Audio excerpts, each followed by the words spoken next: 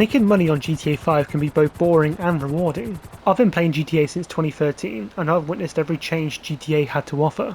Over the years, things got more expensive and grinding got more grindy. My name is iKills, you are my viewers, and this is my top 10 ways to make money on GTA 5.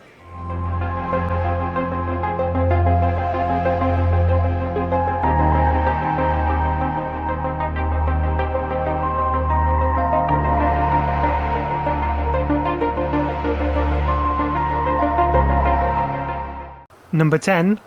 Free mode works. Free mode work is by any means the quickest way to make money while being in any rank or any situation. As mentioned in my previous tips video, you can get any of these daily, weekly free mode challenges to get a decent amount of money. All of these on the map will be highlighted purple, and they're extremely easy to do.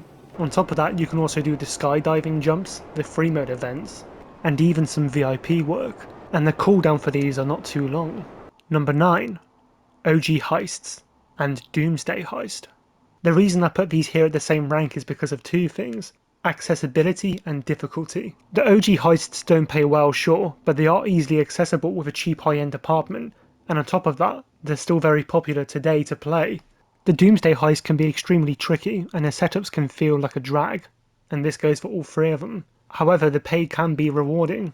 I'm not going to mention the Bogdan glitch, because on this channel, glitches are for bitches. Number 8. Guzman flies again, and the Cluckin raid.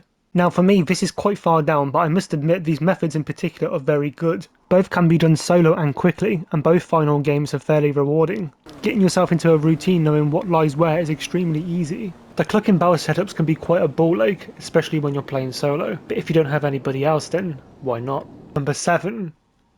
The Dr. Dre contract. In terms of contact missions, this is definitely the highest. Roughly 11 missions later, you're $1 million richer. Only about 3 of these missions are a bit time consuming, but if you have the Vigilante, you're going to be just fine. Apart from those stupid non-skippable cutscenes, you're left with a relatively easy path.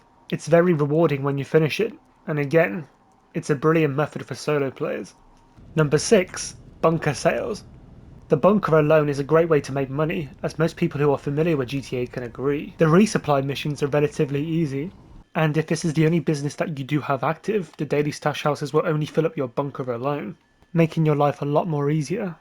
In busier lobbies, you get a great amount of bonuses for your cargo sales, and with the right amount of teammates to help, it should go well for you. Also, depending on the cargo sell mission, you can do this solo with the new Iron Mule, which can help you out a lot more. Honourable mentions. Now before we get to the top 5, there are 2 honourable mentions that I need to go over. Now this isn't because they're not good to do, but it's because of the situation. Auto shop contracts and air freight cargo.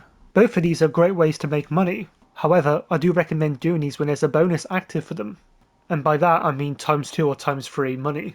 This maximises your efforts more rewardingly, giving you around 11 million on air freight narcotics, medical supplies and chemicals, if you sell it in a full lobby, obviously. And possibly sometimes almost 1 million on the Union Depository contract, depending if it's by ×2 or ×3. But I highly think they're only worth doing when it's double or triple money. Number 5.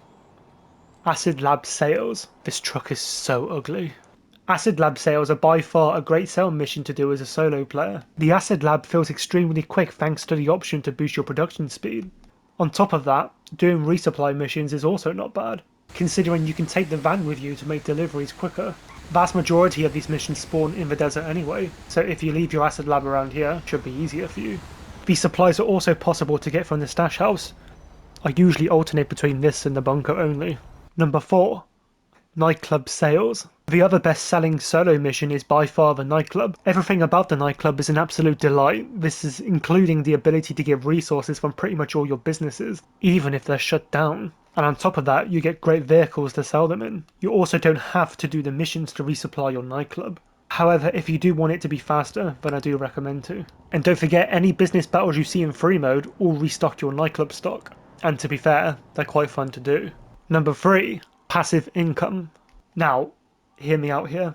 The reason this is so high is because you basically have to do absolutely nothing to make this money. Obviously with the Nightclub you need to keep your popularity very high to get 50k a day, but apart from that you just have to play. 50k a day from the Nightclub, 20k a day from your agency if you've done the 201 contracts, 5k a day from the arcade, if it's full of machines.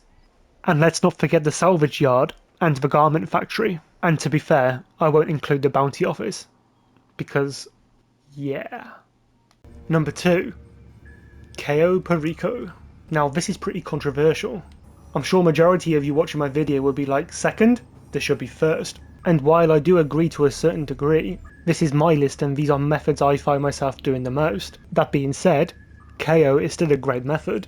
You can play this solo, although unfortunately the cooldown will be a long time if you do. Play this with other players, you can possibly make more profit and maximise your earnings. Cayo is done very easy when used with the right approaches, and is by far a fan favourite, and so it should be. And finally, number 1, the casino heist. My number 1 spot, and not by much, is the casino heist. Why, you ask? Because I'm in such a grinding routine with this heist that I can complete setup solo extremely quickly, and the heist itself, with one person, in just under 15 minutes. The Diamond Casino, depending on what approach and what you're stealing, is highly rewarding. Earning an arcade isn't too expensive to have access to the Diamond heist. Getting yourself in a good momentum and these heists will feel just as much as a breeze as Cayo does. Again, these two ways of making money would be different for everybody. However, as somebody who's been playing since the start, this is by far my most favourite and most effective one. Which brings us to the end of my top 10. If you guys enjoyed the video or found it informative, I'd appreciate if you liked and subscribed. I try and make videos every week and make quick and snappy guides for you. If you guys have a different way to make money, I'd love to hear it in the comments. So this is goodbye for now, and I'll see you in the next one.